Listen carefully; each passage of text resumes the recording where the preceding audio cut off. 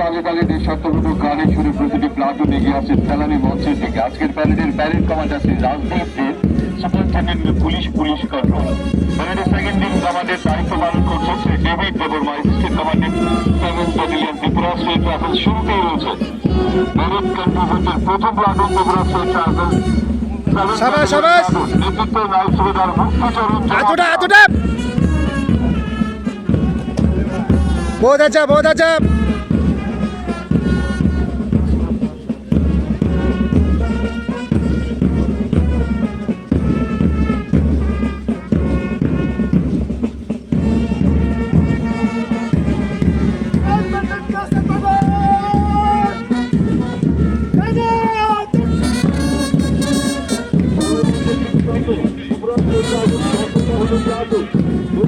Thank you.